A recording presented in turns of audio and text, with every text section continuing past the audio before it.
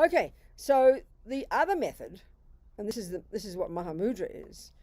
It sounds cute, and people go, "Oh, I'd rather have this one." As Lama Yeshe says, no dogma, no theory, no this, no that. So basically, what Mahamudra is, if it were music, instead of learning all the theories, you'd go straight to the piano and you'd intuit the music. Now, that's obviously advanced, isn't it? And it's really interesting. I think I might have mentioned this. You know, when I look on YouTube and I saw these genius little 6-year-old children, 5-year-old children playing Bach. And of course, in the Western view, we can't understand this. There's no logic to it. But in the Buddhist view, it's very obvious. They've done the work before. They've come into this life programmed with deep familiarity with music, such that they just go to the piano and it can all come out. Well, you could argue they're doing Mahamudra. They're going straight to it and they're intuiting it because, you know, they've done the work before. It doesn't come from the sky. So in a way, it's a more advanced technique, obviously, because it implies you've done the earlier work. So clearly, but it doesn't mean we still can't try. And there's something very direct about that. Instead of, as Lama Yeshe would put it, instead of squeezing our brains with all the theories, you go straight to intuit. But you've got to have a lot of merit to do that. You've got to have a lot of clear understanding. I mean, the fact is, you know, if we look into the way we think about the mind in the West, and then we come along and we meet spiritual teachings, we think about meditation, we don't have much understanding, with greatest respect to us and our views, of what internally what's going on. We don't know how to deal with what's in our mind. We go completely crazy. We don't understand what thoughts are. We don't know that it is merely thoughts. We don't distinguish between negative and positive thoughts. We just know our head is full of chaos.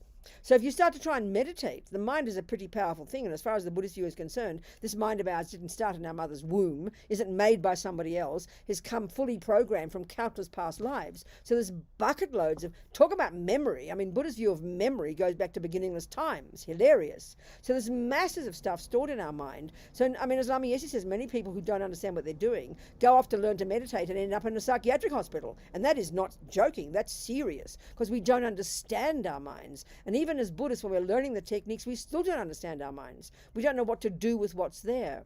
And that's the reason is because we take everything seriously in our head. That's why we all think we're hopeless, we're no good. We believe the negative thoughts. I'm bad, I'm ugly, I'm this, I'm depressed, I'm jealous. This is who I really am. I'm going to kill myself. Because we believe the thoughts in our head. So it's really quite an advanced thing to learn to know how to work on your mind, you know. Certainly the way the Buddhist approach is. So to then to go learn to find the way to learn to use Mahamudra, you've got to be a pretty stable person, basically. But it doesn't mean we can't try. And it's marvelous. And of course we did a little example last week. But so let's look at, though, the two modes of meditation and what they mean. Because basically Mahamudra meditation is a method that incorporates the two modes of meditation. In Buddhism, and you learn it in the sutra teachings, you learn it in the sutra teachings, there are basically two modes of meditation. Hundreds of techniques, thousands of techniques. You make up your own every day once you understand the principles of each of these methods. So the first, and this is so in the Lam Rim, in the packaging of the teachings that we are familiar with, it's taught at the end of the Bodhisattva path. But in their character, they're Hinayana teachings. They're not Mahayana in their character. So the two modes of meditation, the first one is generally known as a technique for getting concentration. So of course concentration to degrees of subtlety that we don't even posit as possible in neuroscience and modern psychology, because we're discussing accessing subtler levels of our mind, beyond sensory, beyond conceptual, eventually when we get there. So the first mode of meditation is learning how to concentrate. I mean, that sounds pretty simple. Concentrate. Oh, I can do that. So it's not, you know, in its nature, it's not a spiritual teaching. In its nature, it's not a spiritual teaching. You know, it's a practical technique, because you make it spiritual by learning with your motivation. So the second kind of meditation, so this first one is known in terms of its result. The result of this, when you've got this level of single-pointedness, it's called calm abiding.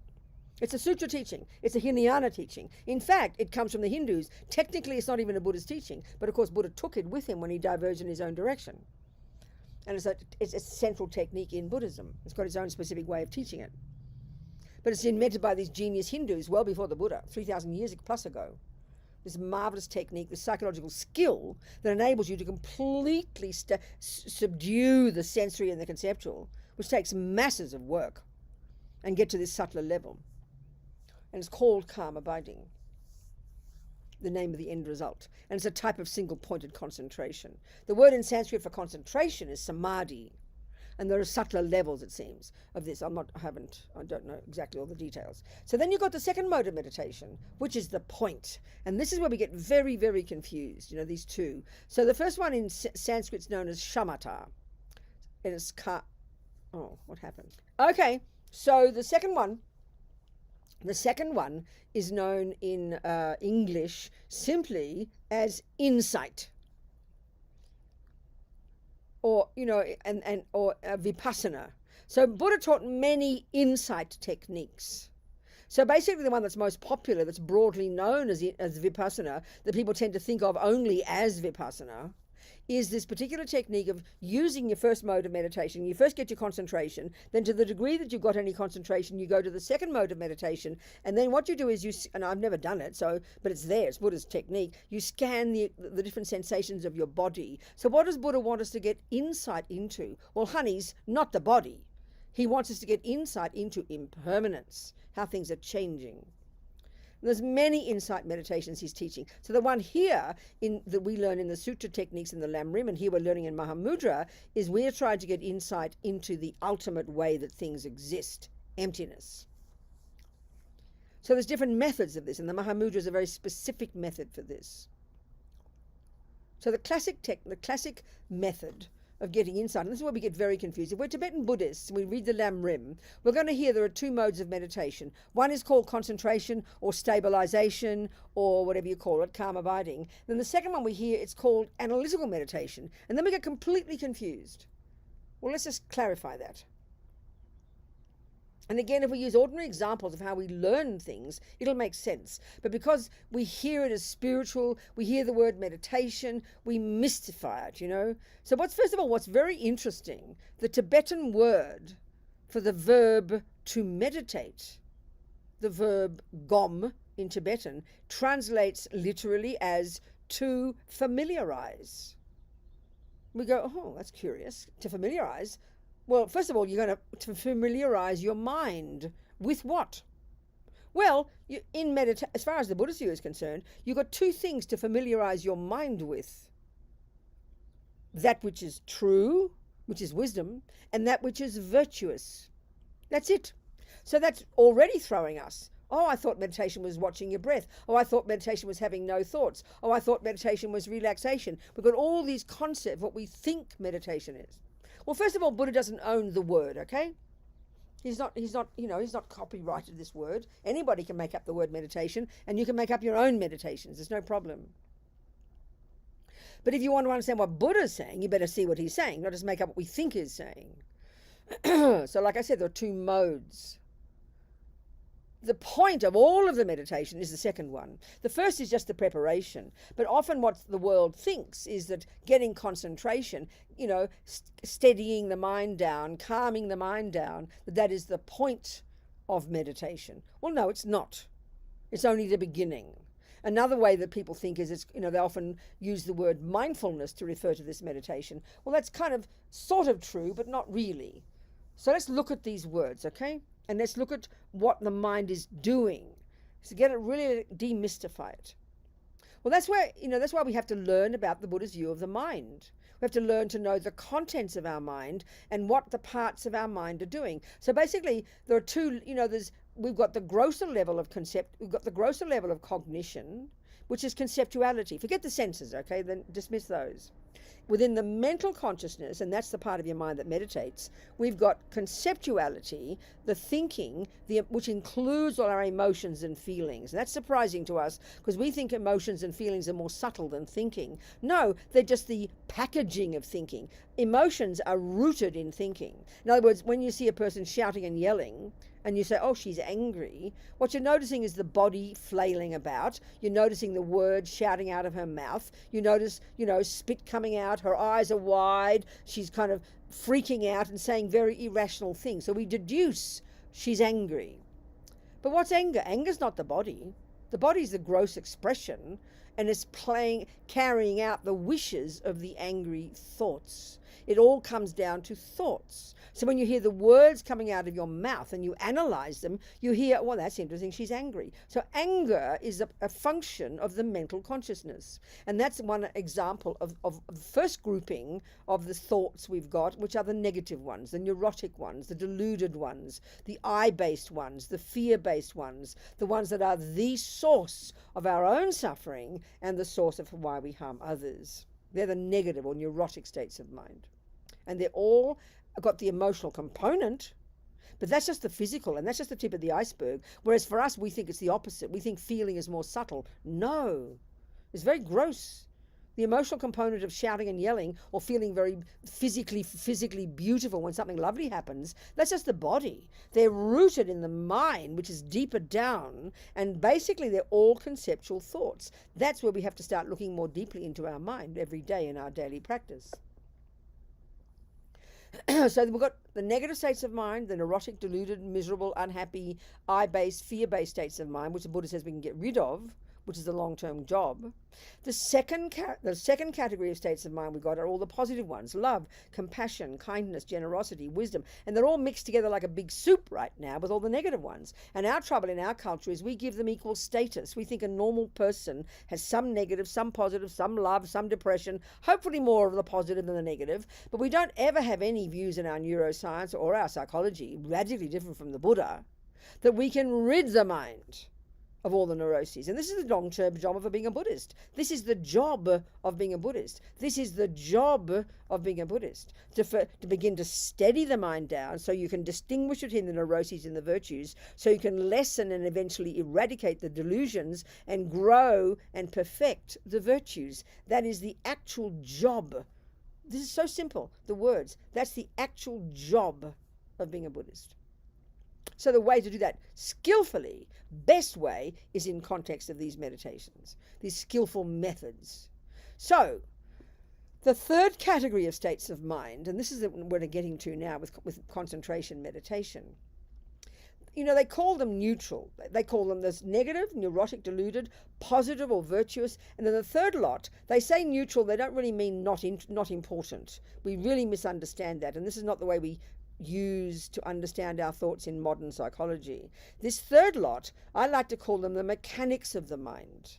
So you've got concentration, good memory, intention, attention, discrimination.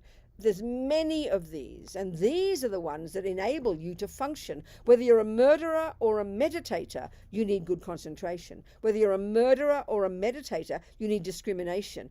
These are the mechanics of the mind. I like to call it that. So they're vitally important, but they're neither neurotic or deluded in their character, nor are they virtuous in their character. So we don't use these terms in modern psychology, so we need to get used to the way Buddha uses these words, you know. So this third lot, these are the ones that are doing the job of helping us concentrate. So the word mindfulness is a big one in the modern world, but we really have a gross misunderstanding of it, I think. It's in the third category. It's not a virtue. It's not a non-virtue. It's the mechanics. So what makes what you do virtuous then, so concentration meditation in its nature is not virtuous.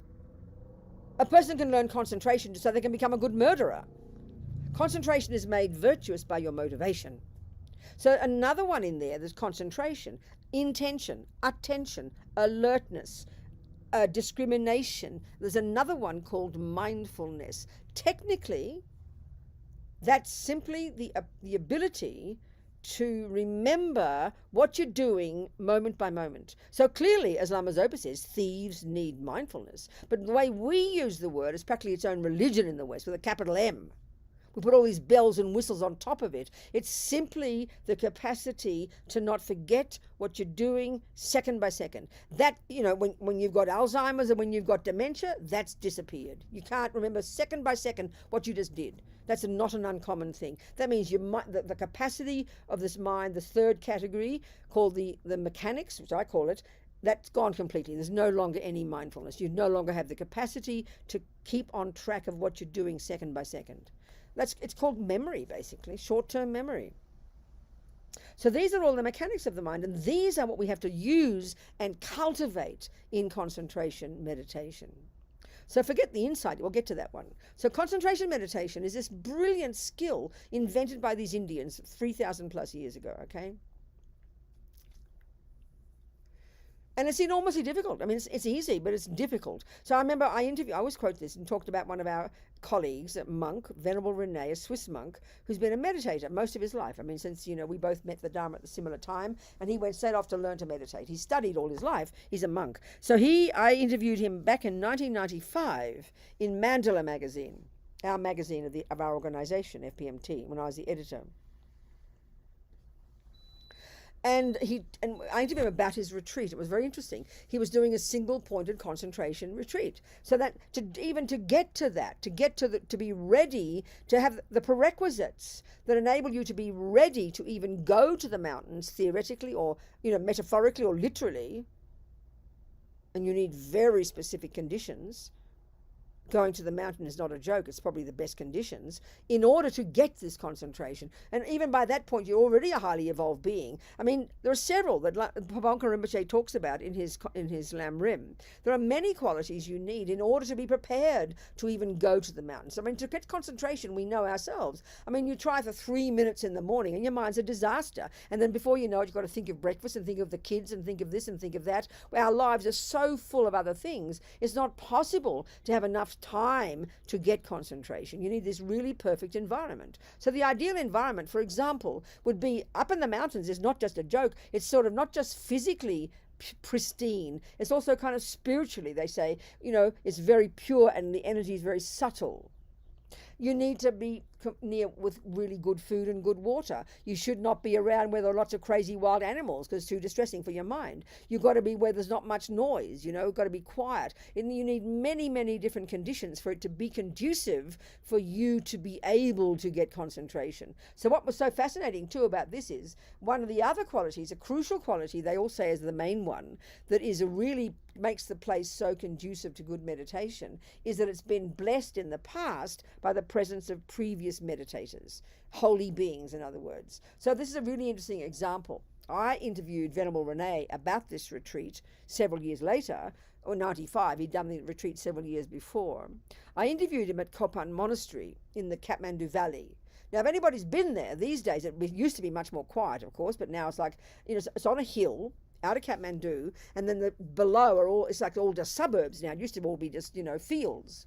So it's totally noisy, it's totally busy, Not to mention it's a monastery of 400 monks, and little monks, and all shouting and yelling and moving around. So there's lots of noise there. So you'd think it'd be not conducive to good meditation. But he told me when I interviewed him that at Copan, where it's so much more busy, and he did his retreat in our center in Spain, in the Sierra Nevada, out, not far from Granada, at our center called Ursel Ling, Place of Clear Light. It was named by His Holiness the Dalai Lama in 1982. And that's where Lama Ursel, his parents lived there, were doing the center, and Lama Ursel, Lama Yeshe's reincarnation, was born near there. So it was named by His Holiness in 82, the Place of Clear Light. So His Holiness said it was wonderful. It reminded him of Tibet, he said. It's an ancient little place up in the mountains. So it's a retreat place since then. And, little cabins and caves, almost like caves, little rock places to meditate, seemingly a perfect place to meditate. So he did his first tour. I think it was 1.5 or 2.5 years of this particular retreat that I interviewed him about. And it was perfect.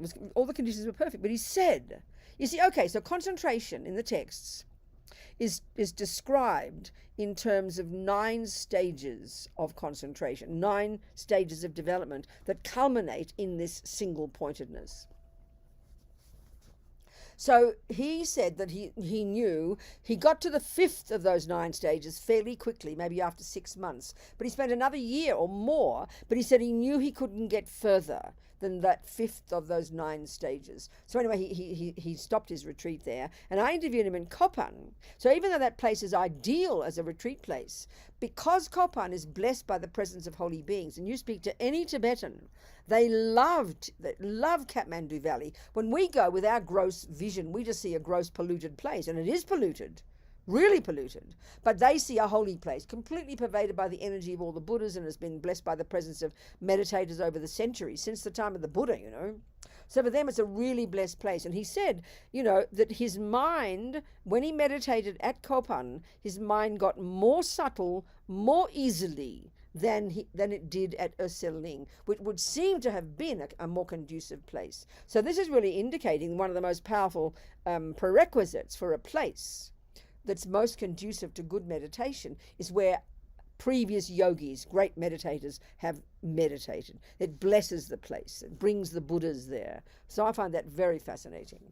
But to even qualify to go to the mountains, he said that no way in the world would he have been qualified to go off to this place, to live there for a year and a half or 2.5, I forget, because you're going to be in 4 to 6 to 8 sessions a day. You do nothing else. You're so focused. And you look how hard it is to concentrate even for 5 minutes, the effort we have to make because the mind is so demented. But to have this discipline day after day after day, 8, 10, 12 hours a day, 7 days a week, you know, 4 weeks a month, 12 months a year, you've got to have a pretty subdued mind. Think about it. I mean, how could you possibly, if you've got your normal life, even if you haven't got husbands and children and mortgages, look at all the daily activities of our daily life that we imagine we can't do without. I'm not trying to be rude, but look at to be able to walk off and turn around now and not look back and not have one thing to think about. That's pretty rare. Think about it. So you've got to have a pretty subdued mind already. And as Pabonka Rinpoche talks about in the Lam Rim, you've got to have completely no interest in food, be very content with whatever you're given. I mean, look at us with our food. We're beyond neurotic, you know. Most of us. This is how we are. You have no mortgages, no husbands, no children, or at least no responsibilities. So, because normally your mind is full of all the dramas of your daily life, isn't it? That's exactly what you want to get your mind rid of. And all the meditators say, especially if you're coming from the West, it takes weeks, if not months, for gradually the mind to calm down and stop thinking of all these things. I mean, our mind is just full of what we see and do and think every day, and it's stirred up constantly, you know. So you need this very particular state of being, a lot of practice in the past, and then the appropriate conditions, and then the effort and the discipline, and the preparedness to work for months and years on end. That's pretty intense, you know. But it's a doable technique. It's been accomplished by millions of people over the centuries. The Lord Buddha would say we've had it in many lifetimes. We've lost it. We haven't used it to realize emptiness and then get out of samsara. So we lose the plot and forget it again. So Venerable Rene said there's no way in the world he would have been qualified to go there to do this retreat had he not been a monk, meaning living in vows of morality, had he not done study for years, and had he not even done the teachings for years. They are what prepared his mind. Because you see, meditation itself, watching your breath or watching the Buddha or focusing on something, is technically easy. But why it's so traumatic and difficult for us is because our minds are so crazy. And if you don't know what the mind is from the Buddhist perspective, if you can't distinguish between a negative and a positive state, if you can't have the ability to not buy into the negative ones, if you don't know all these things as your background, you don't know what to do with what arises, you know. So people go nuts. They end up in a psychiatric hospital. Not a joke. So the technique itself is technically easy, but to qualify, to get to want to do it, wow, that's the hard work, you know. So, okay, what is involved then in concentration meditation? Well, basically, like I said, there's these various parts of your mind. So the parts that do the job, that all work together, are the parts called intention, attention, concentration, mindfulness, discrimination. I mean, that's just 5 parts of your mind. Think of your mind as many bits and pieces, and the bits and pieces of your mind are thoughts. So now, the negative thoughts, they have no role in meditation, and they're always the ones that are getting in the way, right? The positive thoughts, even they have no role in this concentration meditation. The purpose of concentration meditation isn't to have positive thoughts. No, you don't want any kind of rubbish. Tell them all to go away. You're training your mind so you start with intention. I am going to watch my breath for 5 minutes. That's intention. And then what you do is the part of your mind that watches, let's say you've decided the breath is your object. in Mahamudra, it's not that, but I'm giving you an example. Let's say the breath is your object. So you first have to decide, I am going to watch my breath. Believe me, you will not sit, your bottom will not sit on a cushion, and your eyes won't close, and your mind won't start looking at your breath until you decide. And the decider is not an I. We think I decide. No, intention decides. Intention. So once you've got the intention, then the other parts of your mind and all the bits of the body all working together, you sit down, you close your eyes, you sit on your bottom, and then you decide what you're going to do. So what is it you're going to do? Well, you're going to watch the breath. Sounds pretty simple. Now, let's ask the question, what part of my mind is watching the breath? Well, keep it simple, like anything. I'm going to say the words, I am going to hold my thermos in my right hand. So then think about this. Which part of I is holding the thermos? Well, there it is, the right hand. Be precise. Now, look at the pieces of my right hand that are all working together to accomplish the job of holding the thermos. My thumb does this. My little finger does that. My ring finger does this. My index finger does that. And they all work together. And so the job of holding the cup is now accomplished. Well, it's the same with your mind. But we get also mystical. Well, I'm watching the breath. Then I'm watching my mind. We get so complicated.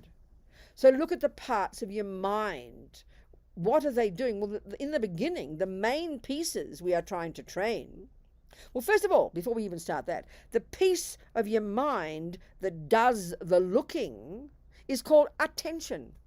Pay attention. So you're going to pay attention to the breath. Attention, you see, some of these parts of your mind, attention, intention, all these ones that I'm mentioning, intention, attention, I mean, not all of them, but they're there all the time, every second, and they're all working away, but we don't notice them. We don't even have this ability to discriminate these parts of our mind. We don't think like this, you know?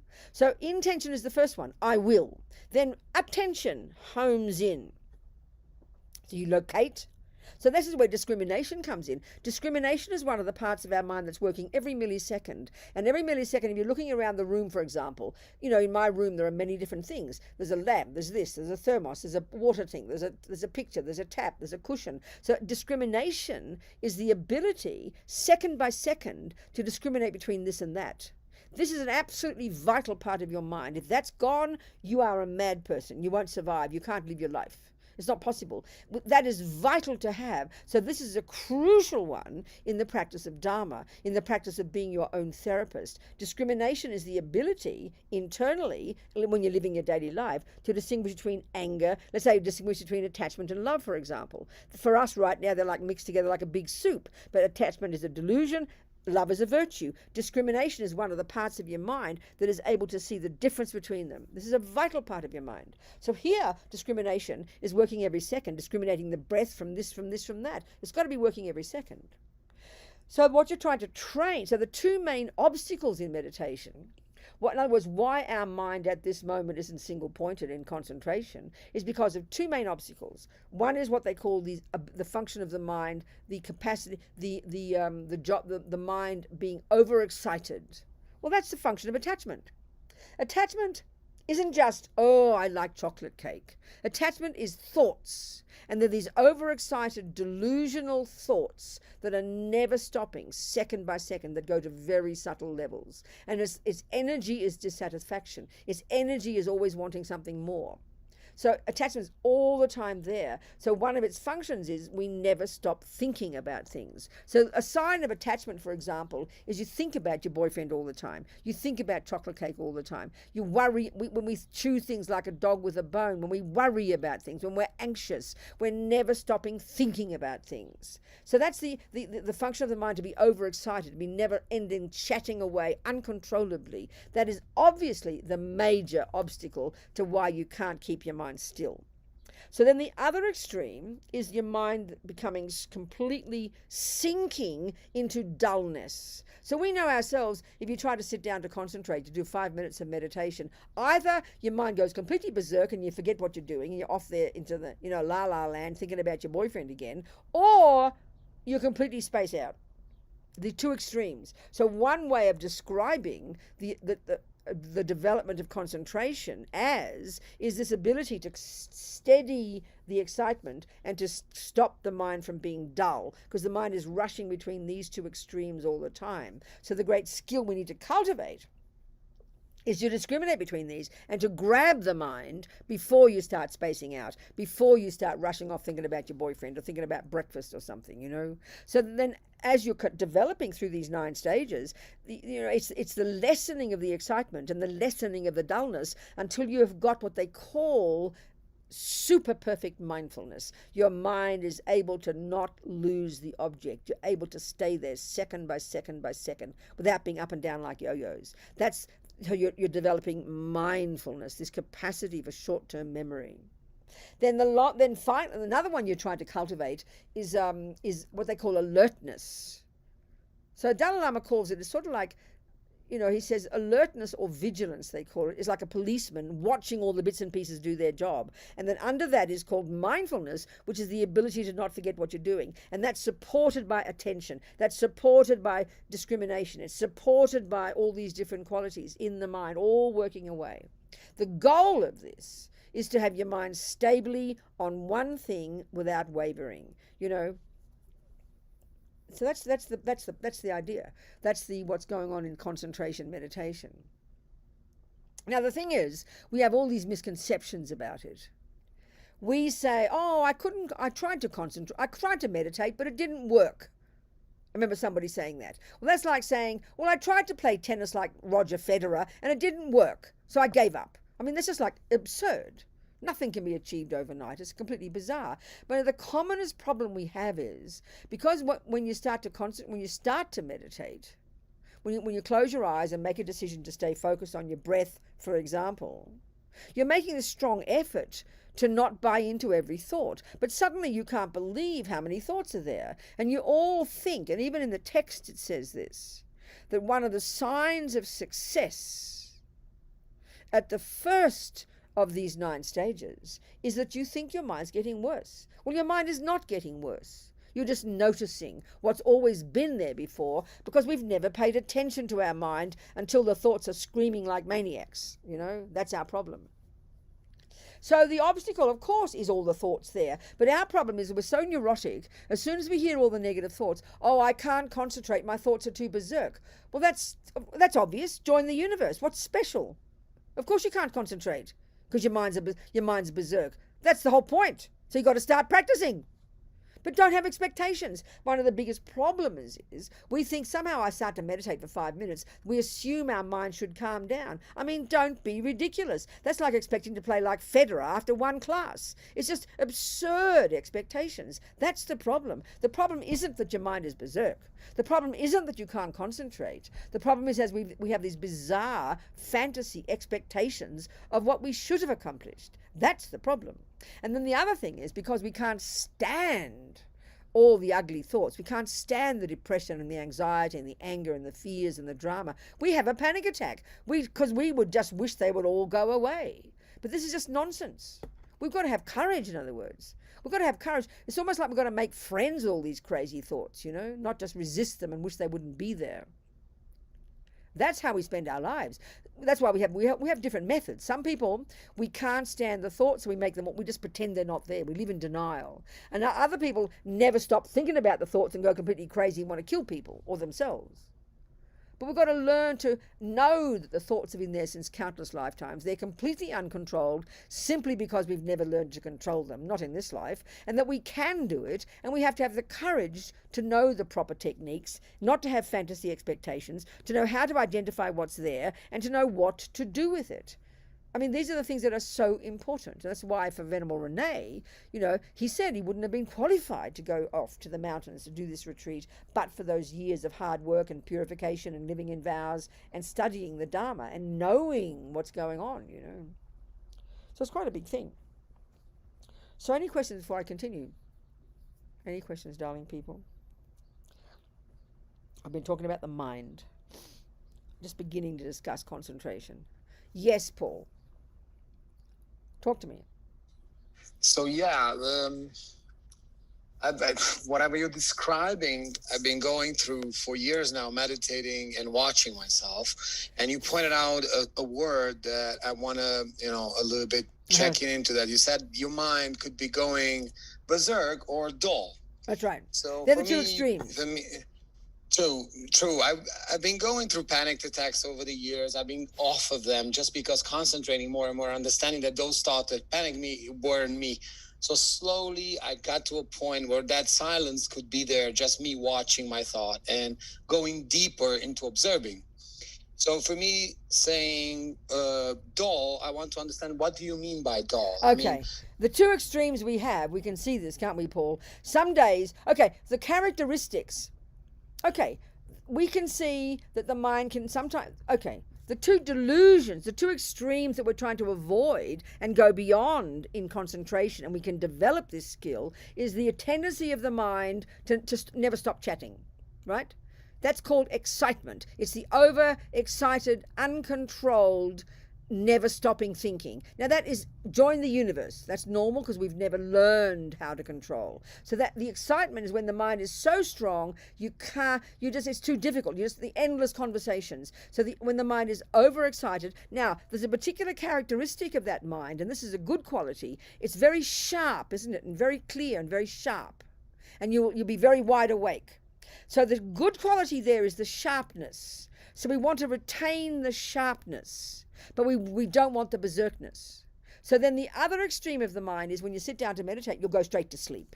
You'll space, people call it spacing out. So dullness, and this is a real danger, because some people have the capacity to sit down and be very comfortable sitting there quietly, and they can mistake that for good meditation. But actually the mind is completely dull, and that just creates the cause to become ignorant and stupid.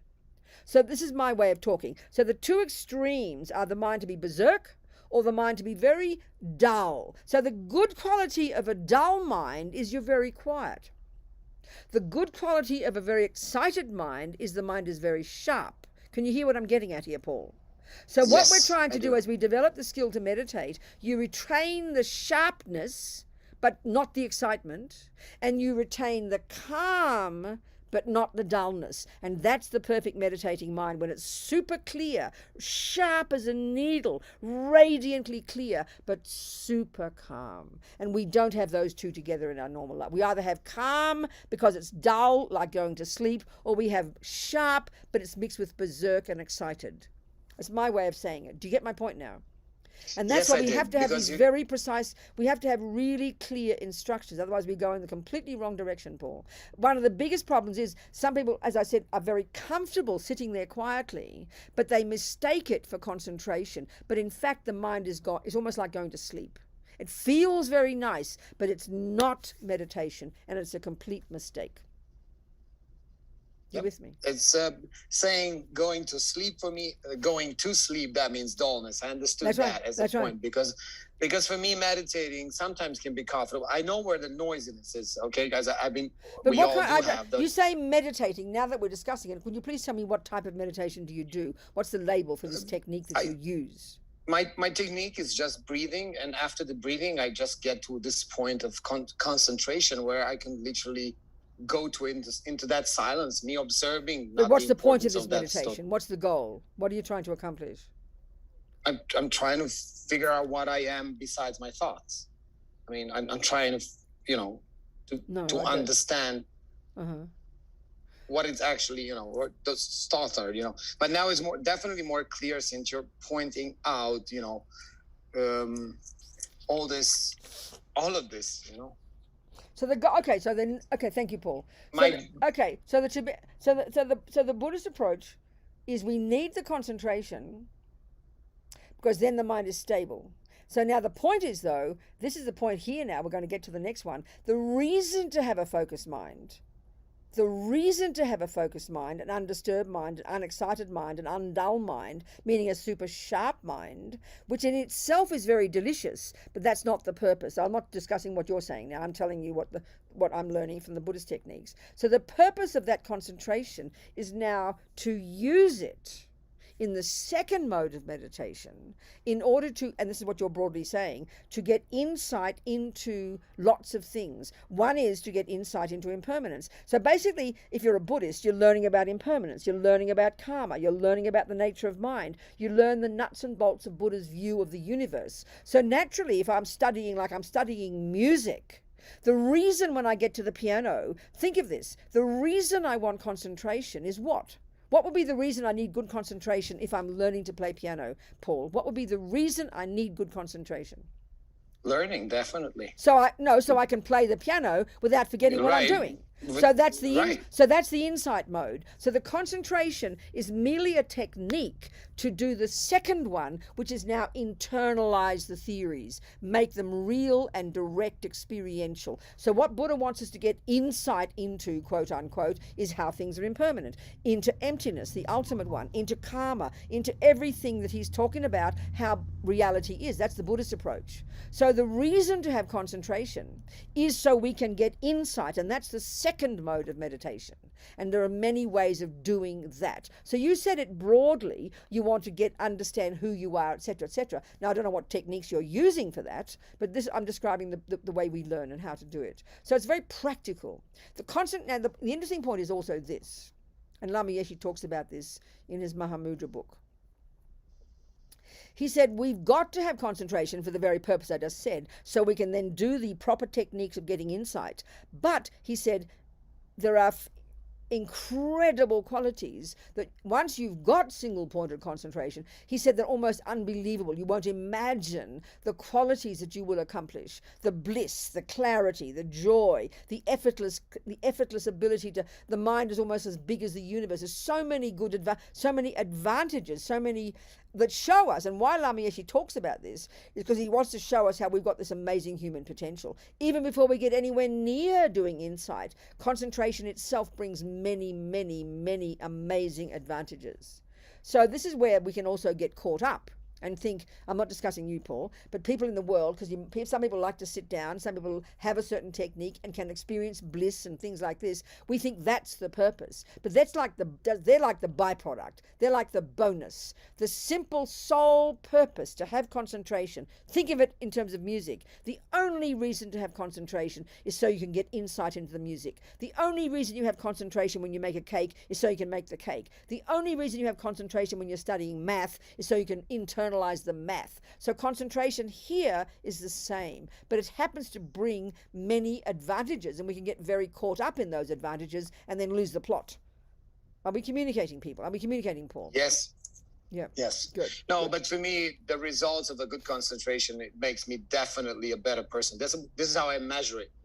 Am I calmer am I less reactive? Am I into that? This kind of, it tells us if my process it's going to the right direction. Do I, when in a difficult situation, if your concentration meditation enables you to be clearer about what's going on in your mind when your day-to-day life, to own your own rubbish, to stop blaming and stop getting angry and stop getting attached and stop getting jealous, then you can say you're being successful. That's good. Okay, that you're getting insight into your mind. This is how I measure it. Well, good, and then, good. Okay, then last time you talked about very nicely with I don't remember the name of the guy that was speaking last time, and I really liked the fact that you said about the second wing of the two wings of the bird. Yeah. Right, but and then concentration on wisdom, and then you said the concentration on because we all want to help, but at a certain point you want to be a benefit to others. But then for me it resonated very much because it's a lot of the wisdom that I have to go even deeper before we go to the second wing. Exactly. That's exactly right, Paul. So it resonated very deeply. Good, Paul. I'm very happy. That's great. Are there any other questions, people, about what I've been discussing? Yes, Eileen, talk to me, darling. I do have a question about the dullness and about falling asleep. Yes. I have a disability that keeps me from being able to sit on a cushion for much longer than about 15 minutes. I understand. So I have a broken spine, and I need to be able to lay down when I meditate. I understand. So unfortunately, that leads to me falling asleep. That's right. Exactly. We know that, don't we? Yeah, so it's difficult, and it's actually kind of embarrassing. No, of course, I understand, darling. Yeah. A lot of times I'm on I'm on a live Zoom with, some of the venerable, leaders from, the different places to do the, meditation, and I'm asleep. So Well, then then you don't need to do these meditations. I mean, it's going to make you go to sleep. There's no benefit. It's better for you to sit up and walk around and listen to teachings and try to think about it on the road, on the go. So don't have to sit and meditate. There's no benefit of it if you go to sleep. There's no benefit. There's nothing intrinsic about sitting quietly if you can't use it properly. Yeah. I mean, I feel like I'm getting something out of it to a degree, but then I all of a sudden I'm snoring, and that's it's right. like, There's no advantage. So then, if you can't stop that, stop meditating, please. There's no benefit. It's much better to listen to the teachings, walk around, sit up, walk around, and listen to the teachings, and train your mind to listen. If you can't sit, and that's it. I mean, it's something we don't have to. Some of us can learn to get concentration. Some of us right now, that's not particularly the right thing for us. It's just not, I'm fine. just having That's a really hard no time. problem, Eileen. I understand that. So you have to be reasonable, be sensible. Okay. Adjust to your own conditions. Each one of us has to do that. Okay. Good. Is there a way to focus on coping with pain when? Are there meditations for that? It's not a question of meditations. It's a question of thinking differently, and this is the part that's very hard. I mean, of course, because we're all addicted to wanting nice feelings, and we all can't stand unnice feelings. And in both cases, and this is what we don't understand, then the pain looms large for us. And so we know when there's pain, it looms so large, it dominates the whole of our life. We can't think of anything else, can we? This is the problem. No. So it's the same with anything. It's like when I think about my friends in prison. When you're in a garbage dump called a prison, you're treated like an animal, especially if you're innocent. That looms so large in your mind, you can think of nothing else. Get my point here? So the job, if you're trying to be, some of my friends in prison who I admire, they've learning to accept, this is my garbage dump, this is where I live, and learning to not have it loom so large, and then to learn to train the mind to think of other things and make the most of that situation. Well, you could argue it's exactly the same with pain, although it feels much more intense because it's the physical body. But theoretically, we're capable of this. Theoretically, we are capable of this. And all of this means we've got to understand the way the mind works in the way Buddhism describes, which means we have to understand attachment, we have to understand aversion, we have to understand all these things, so then we can learn to reframe what we're experiencing. And I think even in modern psychology, people use techniques like this, learning to see it differently, Eileen, learning to interpret it differently. It's not easy, but it's possible. Okay. And again, the other thing to remember, which is very sobering, and it seems very cruel, you see, Buddha's fundamental point is, my friends in prison who are wrongly accused and living in these garbage dumps are not suffering because they've been wrongly accused. They're suffering because they have attachment and aversion and freak out and jealousy and rage. So the reason we suffer when it's physical pain is not because of the pain, it's because of the aversion to the pain, because of attachment and the addiction to not having the pain. So it's the states of mind that cause us suffering. This is very hard to see, but it's a very precise point. Okay. You understand, darling? Yes. Good. Yes, absolutely. Good, darling. Thank you. Yes, Luann. Hi, Venerable. Thank you for the teaching today. Good. I really appreciate it. Good. And I was going to ask you something that you sometimes say, and I want to see where it fits in to this, is you say, and I use your saying a lot, which is like, watch your mind like a hawk. Mm-hmm. And, how does that fit into this? It all depends Thank you. on the meditation you're doing. So concentration meditation is a very specific, very narrow, very precise technique where you decide you're going to pay attention to one thing, and you're training your mind to stay on that one thing. So that one thing, a simple example that Buddha first uses, the thing to choose as your focal point is, for example, the breath, the sensation here. Okay? So if we take that, because you're always going to have a focal object. In Mahamudra, the object we're going to concentrate on, and we haven't gone there yet, the object we're going to concentrate on is not the breath, but is the very thoughts themselves, which initially seems more subtle to us. But let's just give the example of using the object called the sensation at the tip of your nose as you breathe in and out. You decide, I'm going to focus on that. I'm going to pay attention to that. These are very simple words, but we get very confused. So that's your job. That's your job, to learn to meditate. This particular one is concentration. So you decide, I'm going to watch my breath. Now, what happens, we know, is you start to watch the breath, but it's like you're in a room of 100 people all shouting and yelling. And guess what that shouting and yelling is? It's your own thoughts all barging in like a river. I mean, it's like a river of thoughts, uncontrolled. Now, it's been like this since we were born, but we don't pay attention to those thoughts until they start shouting, until they start becoming emotional. Are you hearing my point, Luann? So most of the time we're focusing on driving the car. We're focusing on what the boyfriend says. We're focusing on washing the dishes. We're doing all our jobs, but we know behind is all these endless thoughts. So then when they're not shouting too much, we don't care. But when they start to shout, that's when we get distracted, isn't it? Do you understand what I'm saying? So the job is, when you start to learn to concentrate on the breath, for example, the simple job to be accomplished, it's really technically quite easy, is to simply, it's like you're in a room with those 100 people, I use this example, and you've decided you're going to watch that spot on the wall.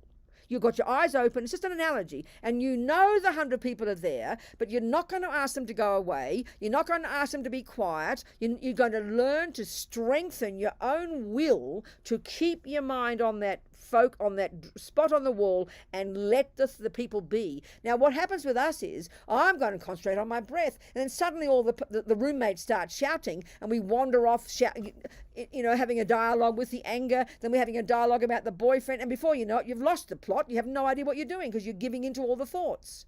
So this is the job to be done. That's what concentration is, to the point where you can be in that room of 100 people, and you can be so focused, and this is, again, an analogy, you won't even hear their thoughts. Now, we know we can do that. When we're totally focused, let's say, on reading something, or totally focused on watching something like a video, and you're completely immersed in the story, you don't even notice all the people in this kitchen shouting, because you've got some semblance of focus on what you have decided you're going to focus on. So here, we're using the breath as a simple example, as a way of training our mind to stay focused. Now, why do you want to stay focused? Because you're trying to stop following every damn thought. You're trying to give less power to the thoughts, because as long as you keep arguing with that anger in your mind, you're going to keep building up the anger. But if you let the anger just be there and you focus on the spot on the wall, then it will diminish.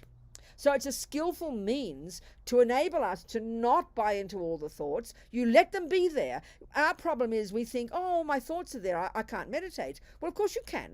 You have to decide, that's all, and let the thoughts be there. But this is massively difficult, because every thought that arises in our mind, we think it's serious, and we start believing this is who I am, and we all go crazy. So the particular function in this meditation is not to watch your mind, it's to watch the breath. But out of the corner of your eye, you can't help but hear the thoughts. Now, in your daily life, you don't start watching the breath, honey, you'll kill yourself. When you're driving the car, you concentrate on the driving, for God's sake. When you're washing the dishes, you concentrate on washing the dishes. But in your mind, because you're becoming more familiar, you're hearing the thoughts more and more clearly, and you're catching them and averting them and changing them and arguing with them. That's your daily job while you're living your life. But while you're doing concentration meditation, that's not your job. Your job is to stay focused on the breath. That's the function of concentration meditation. Are you with me? What amount of time are you, you've worked with so many people teaching this and whatever, what it's kind of what is the amount of time that you recommend when people are in their, in their beginning stages? To do what? To sit and watch the breath. I'd say just 3 minutes is a brilliant start. We sit down there, people sit down there for 25 minutes. That's insane. 99% of that time is spacing out. There's no benefit whatsoever. There are different methods, but this is not the way we would learn it. So even if you do 3 quality minutes of real focus, that's much more quality than 20 minutes of spacing out. But it's up to each person. This is just the first method of the first mode of meditation. The goal is then to use that in the second mode, which we haven't even going to discuss yet. So, this is what, so Venerable Rene in his concentration meditation retreat, 2.5 years, he would have been just doing the concentration. He wouldn't have been using the breath. There's different methods we can use. We can use visualizations. We can focus on the body of the Buddha, different things we can do. He would have been solely doing concentration to train the mind to go completely beyond the conceptual and beyond the sensory and access these subtler levels, That's the long term. So it's up to each one of us if we're trying to just get concentration. Start with 3 minutes. 5 minutes is brilliant. But 5 minutes even is a long amount of time if you're trying to keep the mind alert. So it doesn't mean you can't. So this is the point now. So concentration meditation isn't relaxation. It is not wishing the thoughts would go away. It is not an alternative to a pill, because often our culture, we don't even care about meditation until you're having a mental breakdown, and then we hear, I've heard that'll work, I better go and do that instead. But actually you should learn to meditate no matter what you do, whether you're happy or not happy. So the goal isn't to make all the thoughts go away. The goal isn't to feel good. The goal isn't to relax. It's not an alternative to a pill. It's a training. It's like you go out there and jog. You're training your body. You're training yourself. And what you're training yourself to do is to stay on one thing, which means you're not following every thought, being berserk. That's the goal. And as you get more subtle, you go to these subtler levels. That's the long-term goal, Are we communicating, Luann? But I would say, yes. And if you didn't do mantras, you could do them after your 3 minutes or something. Yeah, all of that, of course. You see, the thing is, concentration is just this simple, bare bones technique of staying on one object for 2 minutes, 10 minutes, whatever you're going to accomplish. So then, but I want to put it this way: the benefit of this for us in ordinary daily life, who are not great meditators, who aren't in the mountains for 2.5 years, the benefit for us of focusing on your breath for 5 minutes. While you're watching your breath, you're just training yourself to come back to the breath. Your mind wanders off, you catch it, you come back to the breath. You're spacing out, you catch yourself, you come back to the breath. You're training yourself to come back to the breath, because you won't stay there naturally. It's a lot of training. So then the thoughts are still going to be there. You don't get worried about that, but you're not buying into them. You're not having a dialogue with them. It's like those 100 voices. You just allow those 100 people to all chat away, and you don't get distracted by them. So I would say the benefit for us ordinary people in daily life of doing merely a concentration technique for 5 minutes is that when you wake up, when you open up your eyes and start living your life, because you've been training yourself to focus on the breath, you can't help but hear all the chatting behind, and it's more vivid to you. So in your daily life, that's the purpose. You're doing the dishes, but you're watching your thoughts like a hawk. You're driving the car, but you're noticing the anger. You're noticing the annoyance, and you're going to catch those thoughts before they become full-blown emotions. That's the real benefit in daily life. It enables you to become more and more clear about the chaos in your mind and know what to do with it as it's arising before you go crazy and want to kill yourself or your boyfriend. You get my point, Luann? So then the other aspect of practice, yes. You see, the actual job of merely watching your breath, as Lama Zopa says, thieves need mindfulness. So don't get carried away just because we're sitting there with our legs crossed and our eyes crossed or our eyes closed or whatever it is, that we're being holy. No, what makes it holy is your motivation. Why am I doing this? Because I want to develop my qualities. I want to be a benefit to others. Your motivation makes the concentration beneficial, because concentration in its nature is neither good nor bad. Now, the thing is, you then add to your practice all these very powerful things like mantras, visualizing, saying prayers. They keep you connected to the Buddha, and that you create lots of virtue and you open your heart from those qualities. So it's a combination of this bare bones focus, then it is the skill to see your mind, and then learning to see your mind and work with your thoughts, and less deluded and more virtuous, plus connecting to the Buddhas by your mantras and your visualizations and your other things. Do you understand? That's a good combination practice. Thanks, Luann. Anybody else? Nobody. Okay. Okay. So again, just to remind us, when we study the mind, the Buddhist model of the mind, It's this very specific presentation of the contents of the mind, and it's not the way we think in modern psychology. We use a whole different model there. So we're discussing, in this one, we're discussing the conceptual thoughts, which includes all our feelings and our emotions and our anger and our attachment and our generosity and our love and our kindness and our depression. So we divide all those into two categories. Those that are I-based, fear-based, self-centered, neurotic, unhappy, miserable, distorted, delusional, disturbing. Many words you can say. And this is the rubbish that causes us pain, that causes us to live in la-la land, and that causes us to harm others.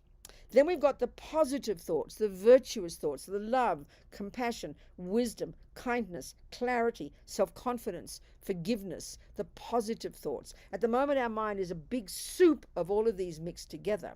Now, the tragedy is that's the negative ones for most of us that loom large. Check your anxiety and your worries every day.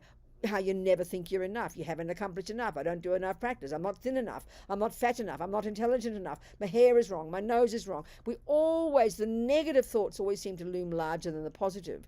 And then, you know, like one person, I remember, I think it was on like one of the social media. I do these little kind of 2-minute videos every few days. And then one of them was, you know, I talked about how we can then you watch the negative thoughts and then you replace them by positive thoughts. And she said, that was a revelation. I never thought of that, she said. I knew I had to watch my negative thoughts, but to suddenly think I could actually have a positive thought. And this is often how we think. We're a bit passive. We simply sit back and observe the crazy thoughts and get so depressed because my thoughts are so crazy. But we never think that we can have control over them. We never think that we can decide to put some positive thoughts in there instead. We wait for the positive thoughts to come rather than consciously having the positive thoughts. I mean, it is a revelation because we're so passive about our mind. You can just sit there and think positive thoughts all day. You can decide to do it. It's an incredible practice. It's easy. I mean, if you want to think about it in a passive way, I always joke and talk about all my crazy roommates. The negative ones are running the show most of the day. They're out the house going crazy. But the positive ones are kind of quietly living in the closet and under the mattress. They're scared to come out. We've got to start bringing the good thoughts out, having them consciously, you know. It seems it's so simple because our mind is our mind. We can have any damn thought we like. We can mold our mind into any shape we like, as Lama Zopa says, you know. So we have the neurotic, deluded, I-based, miserable thoughts, and we have the positive ones. So now in concentration meditation, you don't want any of them. You can't stop them, but the goal isn't to enhance the virtuous ones. The goal isn't to make the negative ones go away. In the end, you're diverting them. You're sort of not paying attention to them. You're paying attention to the breath. All your focus goes on the breath. There's nothing cosmic about the breath. It just happens to be there. It's a useful object. So then that means you're not paying attention to the thoughts. And that's just like if you're watching that television and all the people shouting in the kitchen, it literally goes quiet for you. They haven't gone quiet. They're still chatting, but you're not paying attention to them. So it's a discipline. It's a discipline, you know. And then because you're disciplining yourself to just watch the breath, you can't help but hear the thoughts, but you're not paying attention to them. It's out of the corner of your eye, you can notice them. It's like when you're driving the car. There's 6 lanes of cars. There's chaos on that road. But you're focusing completely on your job at hand to absolutely not lose the plot for 1 second on exactly what you're doing and how you're doing it. But out of the corner of your eye, you can see the cars over in the 3rd lane. You can see the cars behind, but you're not rushing off to them. And that's when we go berserk. That's when if we don't have a stable mind and the one car comes behind you and he toots his horn, we have a panic attack. But if you're really focused, you'll let the damn guy toot his horn behind you and you won't care, because you're focused on what you're doing. But we're too unstable. We get so emotional because we all want people to love us. So on the road, as soon as it starts getting chaotic, we give up and have a panic attack and then we crash because we haven't got focus. We haven't got the stability to stay on what we decide to stay on. It's like a courageous mind, you know. You're having control over your mind. So the sign that you're succeeding isn't that suddenly all your thoughts will go away. Maybe your thoughts are feeling a more berserk. Well, that's a good sign. You're seeing your thoughts. So be happy, you know. So understanding these things is so important. Otherwise we have all these misconceptions about whether we're successful or not, you know. And the other one is, again, misleading, like I mentioned to Paul. People who like to sit quietly and can sit very quietly, very comfortably, think they're concentrating. No, they're just spacing out, and that's not meditation. It's not concentration. It's relaxation, but this is not a relaxation technique. There are many nice relaxation techniques. We need them. We're all crazy. But this is not to relax. Eventually, when you've got concentration, you'll be blissfully relaxed, but that's not the goal, you know.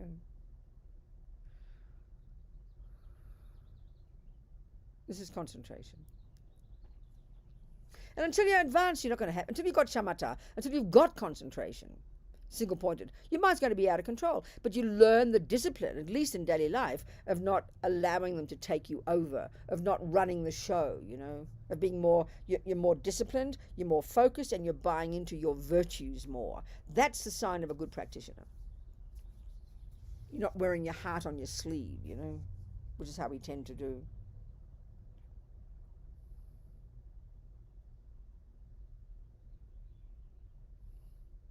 Okay, so in Mahamudra, it's exactly it's a combination of the two modes of meditation. Now, in the first one, which is concentration, the object that you're concentrating on isn't a visualization of the Buddha, isn't a mantra, isn't the breath. It's the beginning, the very beginning is whatever thoughts pop up in your mind. Whatever thoughts pop up in your mind. Initially, it feels like a harder thing to locate. It's easy to locate the breath. It's something very evident. But suddenly you feel like you're drowning a bit if you start to focus on your thoughts. You kind of think, oh, where are my thoughts? You know, what am I supposed to be focusing on? You space out a bit. But the whole idea of concentration is exactly the same as if the object were your breath. But it's learning to watch your thoughts without commentary, without analysis, without fearing about they shouldn't be there or should be there, not worrying about them. Simply, it's like that those 100 people, the 100 crazy roommates. It's like you've got 100 people next door all shouting and yelling. You simply watch them. You listen. You observe the thought. You observe what they're saying. You don't analyze it. You don't criticize it. You don't have an opinion about it. You simply watch. This is a very intense practice in daily life. This is a revelation for us. Oh, I'm running out of battery. Okay, so this is something very helpful for the day. This is, again, a really skillful way to live our lives in daily life. Okay, forget it. And this is the way you'd bring, as Lama Yeshe says in his book, the concept of this Mahamudra of watching your thoughts, which is just the first part of the technique, into your daily life. What happens with us is, because we're so unstable, as soon as we hear a noise outside, let's think about this. As soon as we hear a noise, check what happens. This is the process. Let's say you hear the noise. Next second, you label it a loud car. Next second, you have aversion. And that's called anger. Think about it. And then another noise will come, and you might say, oh, that's the ocean waves. And you'll go, that's a lovely sound. Now listen to this. This is how we go from in day to day and how we're responding to all the external stimulus, you know, the sounds, the shapes, the colors, the smells. We can see the objects of the senses. Because the objects of the senses is basically our world, and we are constantly responding to them. Think about this. But it's unconscious. So naturally, because we all want happy feelings, and what will trigger happy feelings is when we meet a sound that we are attached to, that we label good, like the ocean, let's say. Or if we meet a sound that we label bad, like the loud car, we then have aversion for it. So we are running like drunken sailors between these objects of the senses that we think are nice, which then we say trigger a happy feeling, and then the objects of the senses that we call ugly, which trigger the unhappy feeling. And then we have aversion for the unhappy ones, and we have attachment to the others. Now, a normal life is living completely immersed like that and responding mindlessly to the thousands of stimuli every single day. And we wonder why we go crazy. We wonder why we want to kill people or kill ourselves, because it's a completely mindless process. So this whole job, watching your breath, or in this case, watching your thoughts, which is much more intimate, is a skill where you're learning to not respond like an infant to every damn thing that goes on, you know. It's very powerful practice. So here, simply watching the thoughts. So if you're watching your thoughts in the day-to-day life, you're catching yourself, you're walking on the street and a noise comes. So what happens is normally you rush off to the noise and then you have an opinion and then you're lost. But this job here is you hear the noise, but you notice the aversion arise and you don't buy into it. You notice the attachment arise and you don't buy into it. You stay more stable, like you become more objective. This is such a powerful practice. You're training yourself to be more disciplined, not to be absorbed in every single tiny sensory object. So our trouble is we assume the busy traffic is what makes us exhausted. We assume when you go to the beach, the pleasant waves make you happy. Yes, they can. It's important to get a peaceful environment sometimes. But in the end, when we've got control over our mind, you can be in the middle of the freeway, and because you've got control over your mind, you know what's going on, you can have a happy mind. It won't disturb you. That's what we're trying to do. This is the minimum requirement of learning to be a Buddhist. Hearing the thoughts, labeling that thought was, recognizing that's how I labeled that sound. Now, this is what's so an interesting experience. So I heard some story of some Lama told this story about one of his disciples, but I think it's something we really are familiar with. This fellow had been doing a retreat, and then he was driving in the car, and then he had to stop at a motel, and he stayed the night, and he heard all this sound, and he felt so happy because it was near the ocean. He heard these waves. It was very peaceful. And he woke up in the morning, and he discovered it was the freeway. There's no waves at all. It was the freeway. And I know one of my siblings, my brother, lives in the country, and sometimes depending on the way the wind is, you can hear the waves of sounds from the freeway. But I swear to you, you just have to call it waves, and it is like waves. It's just this sound in the background. So, but he hears it as the freeway and goes crazy. So we can see that yes, there is a thing called a freeway, and the loud noises of bikes and engines and the pollution, you could argue that is a trigger for making the mind stressed. But really it's very obvious that if we label something differently, and this is proving emptiness. This is such a powerful practice, you know. That's why my friends in prison, that's what I said before to Luann. It's not that easy. But labeling things differently. I always quote my friend Sunny from Ireland, who's now out of prison after 17 years of hell. She's out for years now, accused of murdering 2 policemen with a husband. He even got executed. And 17 years living in these cells for years, totally, finally found to be innocent. But as she said, at some point I realized I could not change anything, but they couldn't take my mind from me. So she said, and it's really dramatic, I decided I'm not a prisoner, I'm a monk. I'm not in a cell, I'm in a cave. So she literally radically relabeled. She didn't live in a fantasy world. She knew damn well it was called prison, but she called it something different, which means she stopped resisting it. She stopped getting angry about it. She stopped hating it. She stopped all the negativity. She became positive about it. So she saw things differently. This is the very essence of being a Buddhist. This is really what the final goal of all of it is to not believe in these thoughts and the labels and to realize nothing has an intrinsic nature. That's emptiness. This is a powerful example every day by watching your thoughts. So there's different things also. In the meditation, when you do it, you're not analyzing the thoughts, you're just watching the thoughts. There's no opinion. You're not saying it's bad or good. That's a crucial step. But in your daily life, there's another way where you can also use analysis. And you hear the attachment arise to the wave in the ocean, this crashing water, so loud you can't even hear yourself talk. Louder than the freeway, but you call it good. So you notice, aha, that's attachment. So therefore I call it good. So guess what? It appears good to me. This is how everything exists. But whereas we think the ocean waves are intrinsically good, we think the freeway sounds are intrinsically bad, we can prove that's not true.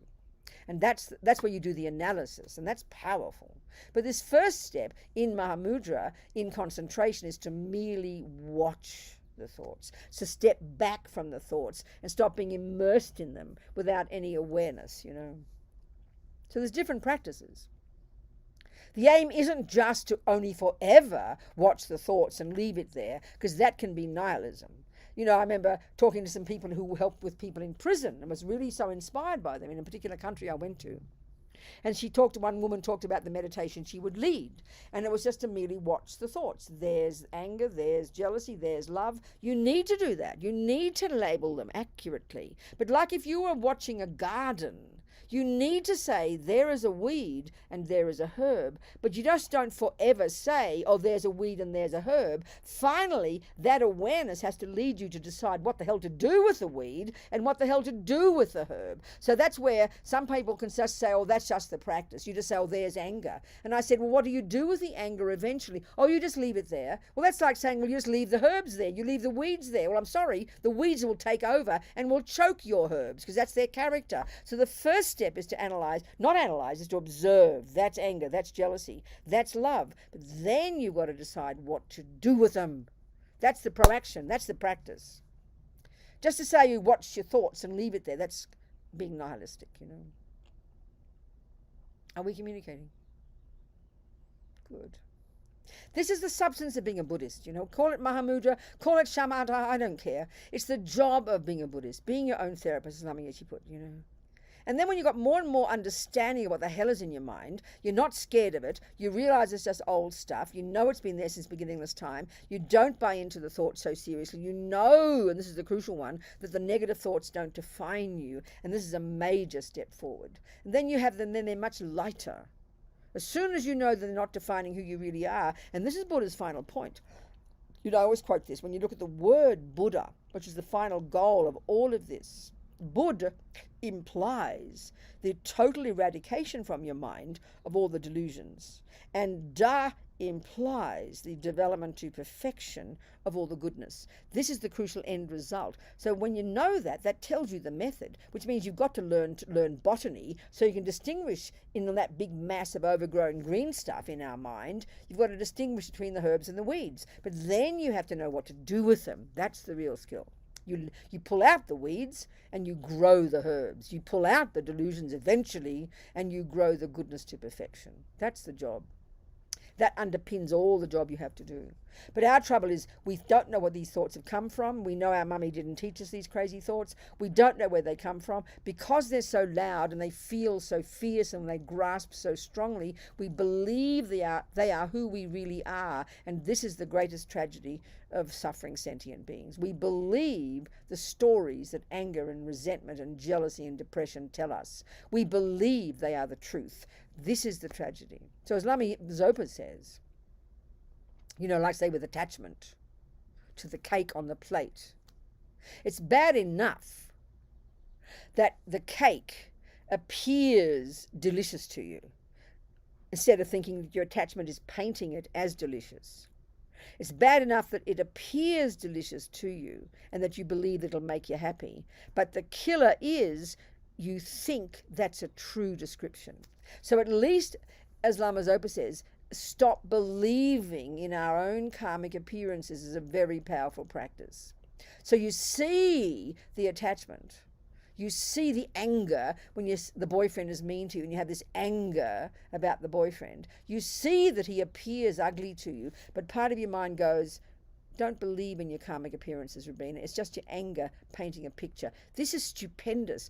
Just that puts atomic bombs under the habits, you know. And you can't do that if you don't see your thoughts. And you can't see your thoughts until you, at least we're talking the Buddhist view, have this Buddhist analysis of the distinction between a negative thought and a positive thought, which is unique to the Buddha. This is not how we talk in modern psychology.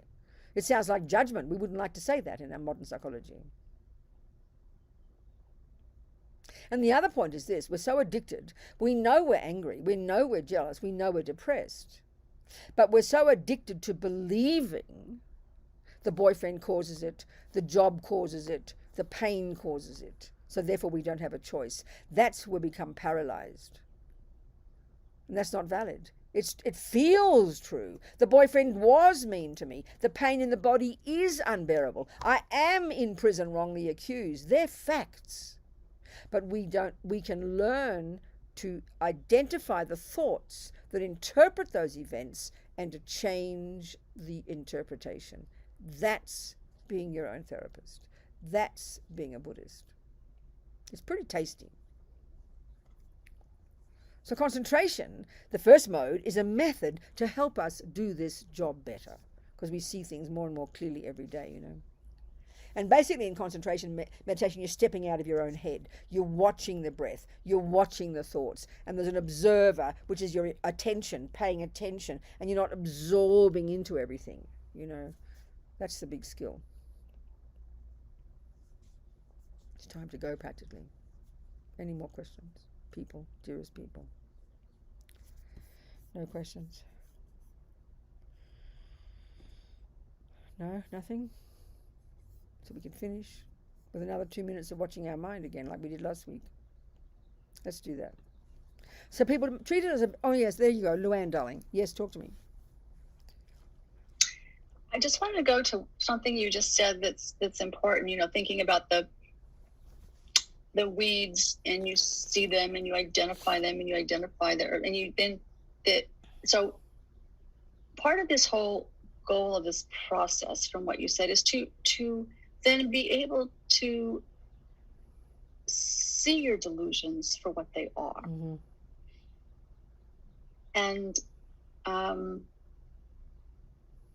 And then you said to do something about them. So yeah, good. I missed that. Exactly. How help me okay, darling. Good. Exactly, bridge. Luann. Yeah. Exactly. This is exactly what Sunny in prison did. She didn't call it this. She's not a Buddhist. She did, but this is what she did. She could see, so I'm putting words into it. There she is in a prison, wrongly accused. She didn't kill anybody, but she's accused of killing 2 policemen. She's in this nightmare. Her husband even got executed. When she went to the execution while she was in prison, even his head burst into flames. She had her children who were given to her parents. Her parents got killed in a car accident. The kids went into the system. Story after nightmare occurred for her, you know. So she was in her cell for years on end on her own. They gave her a Bible and that's it, 24 hours a day, up and down in this small cell. So it's enough conditions to make a normal person go completely out of their brain. So what's going on here is a very intense external environment, meaning lots of noise on the freeway, day and night, and you naturally, if you don't feel you have any control over the thoughts, in fact, we feel that the freeway is the reason I'm miserable. We don't even pay attention to the thoughts. So the first step we have to realize is, my God, there is thoughts here. Now, what are those called? Well, the one that's freaking us out is called aversion. And what's aversion or anger is the response when attachment doesn't get what it wants. So the junkie in us is attachment. It runs the show. So as long as attachment keeps getting the waves on the ocean and the pretty tastes and the pretty smells, pleasant feelings will arise, and then we'll think, well, of course I've got to keep getting ocean waves and keep getting pretty smells because they're the cause of my happiness. That's the view. But when we start to realize that that the aversion is the over-exaggeration of the ugliness of the freeway sound, and the attachment is the over-exaggeration of the pretty wave sound, we start to we give more power to our thoughts. So there's Sunny sitting in prison. She can't get out. She said, I finally realized I couldn't change anything. So the work you then do is, this is the words I'd use for Buddhism, her attachment absolutely wasn't getting what it wanted. She was getting a total nightmare, these nightmarish environments. So what she decided she could do was change the interpretation. So anger is saying, how dare this happen to me? This is wrong. How dare all those freeway sounds be coming? So what are you going to do with those thoughts? You see that they're called aversion. They're called anger. How dare the freeway sounds be there? This is why I'm feeling distressed. You start to realize you can't make the freeway sounds go away because you're in prison, but you can change your thoughts about the freeway sounds. You can start to call them good. You can start to see them differently. That's the work you have to do. So you first got to notice there is anger in the mind, and then notice that anger is what is calling the freeway ugly, and then you realize it's merely a thought, and you can actually call it something different. Depends on the thing. So your boyfriend, he just did hit you. No argument. Everybody saw it. So, there's lots of ways of interpreting that. So, for example, when I did Kung Fu, I got punched in the nose, but I didn't have a mental breakdown. I didn't freak out. I didn't get angry. It was probably a bigger punch than my boyfriend ever gave me, but I actually was taught to think, well, that was my fault. I didn't get out of the way in time, and I kept on sparring. So this is an example. My friend Sunny in prison, nobody wants to be in that prison, but she had the ability to change the interpretation. That's the power of thoughts. Thoughts aren't set in stone. So you learn to first notice its attachment. So then what do? Attachment is this over-exaggeration of the deliciousness of the cake and the belief that when I get the cake, I'll get happy. And it completely drives us, and there's no consciousness. We just leap to the cake and shove it in the mouth. So then you can be conscious and notice that the attachment is a lie. It's a thought that is over-exaggerating the deliciousness of the cake. So you argue with attachment. And you say, no, the cake isn't that delicious after all. Did you notice, Robina, that yesterday it made me vomit? So how can it be innately delicious? So you argue with the viewpoint, which is what attachment is. It's a viewpoint. It's not just a feeling. Anger is not just a feeling. It's a viewpoint. When you get to see the viewpoint, you argue with those viewpoints.